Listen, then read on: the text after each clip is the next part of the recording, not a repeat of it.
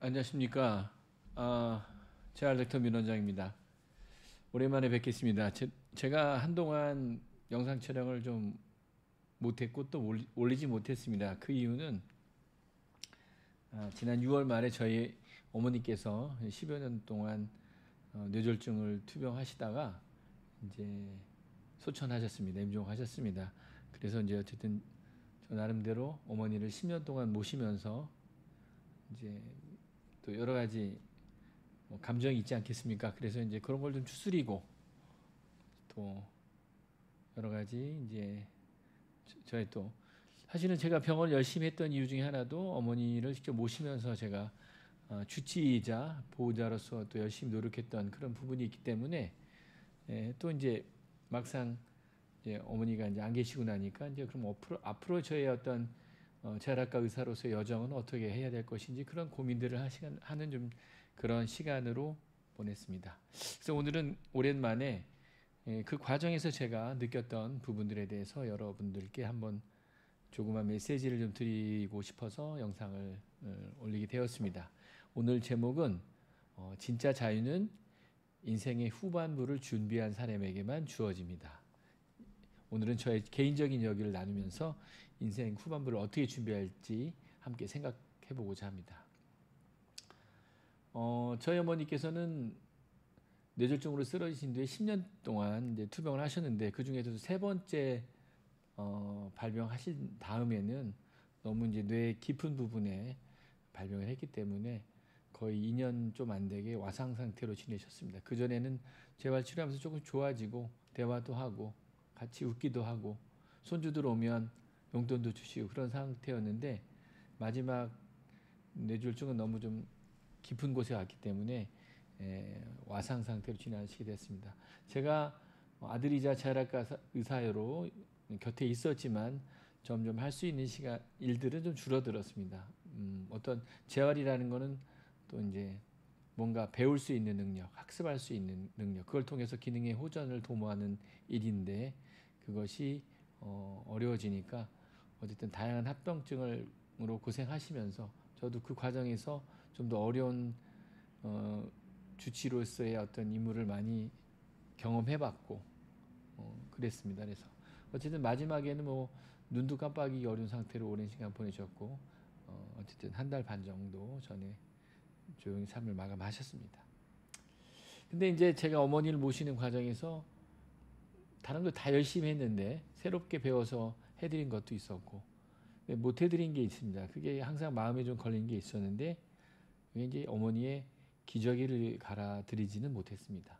왜냐하면 그 자체가 어렵다기보다는 어떤 어머니의 어떤 회음부 이런 부분들을 제가 직접 열고 그걸 이제 닦아드리고 하는 과정이 의사로서가 아니라 어떤 자녀로서 조금 마음적으로 좀 어려운 부분이 있었습니다.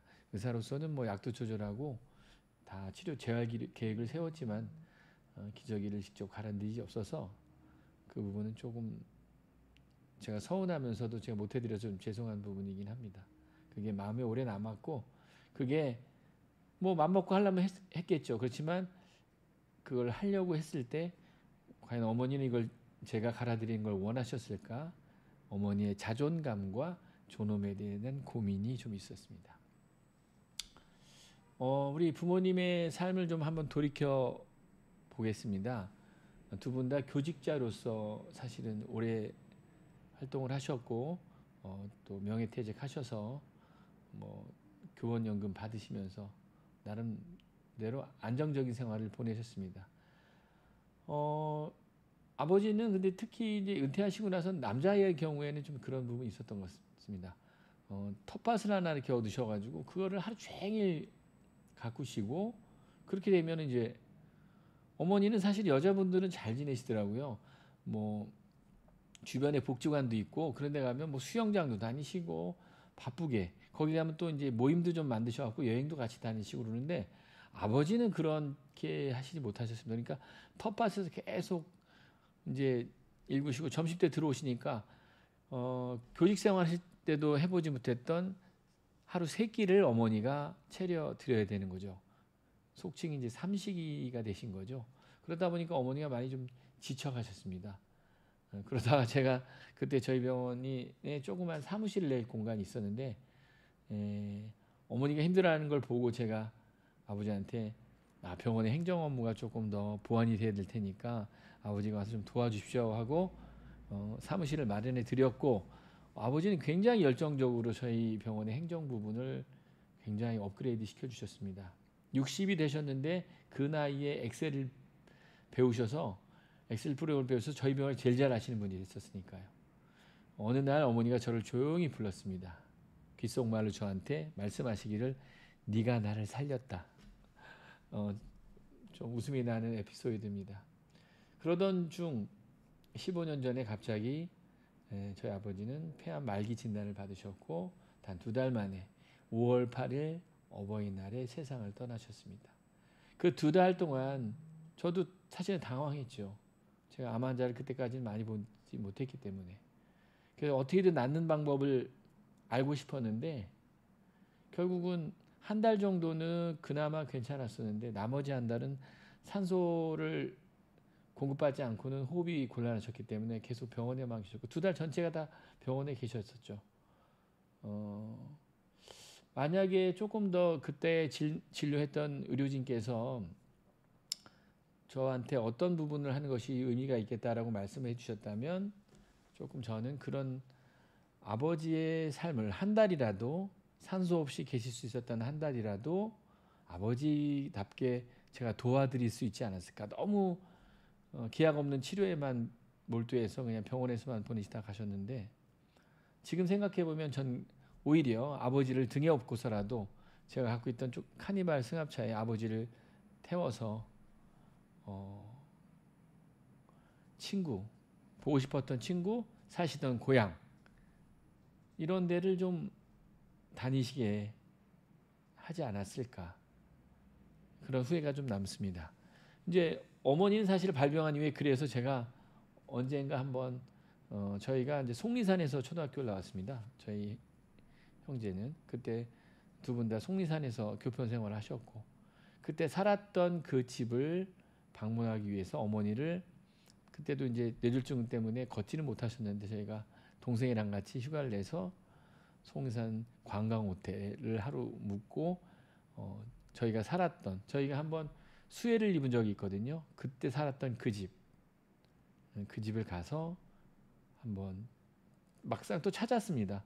더 놀라웠던 것은 지나가던 주민께서 말을 거셨는데 얘기를 하다 보니까 그분의 자녀분을 저희 어머니가 담임을 맡았던 거예요. 그래서 반가운 인사를 나눴던 그런 추억이 있었습니다.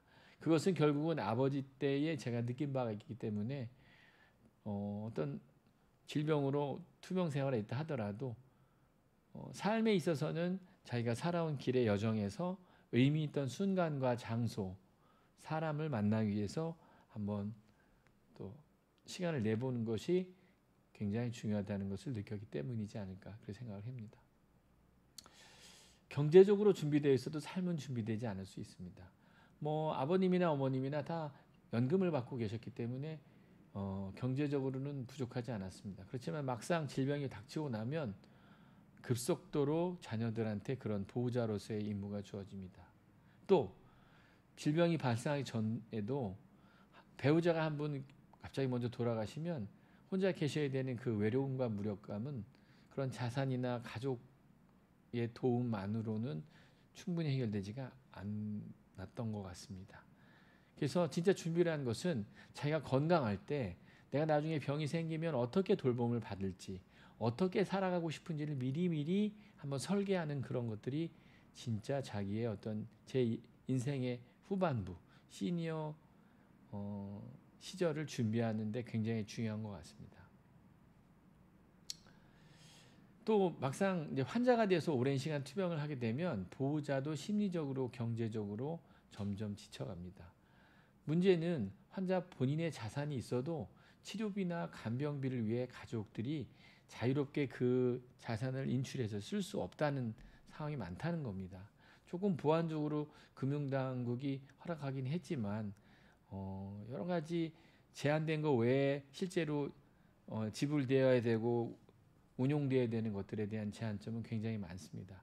그래서 질병이 닥치기 전에 어떤 치료 방식이나 자산 관리, 후견인 지정 같은 부분을 미리 서면으로 정리해 두는 것을 권해드립니다.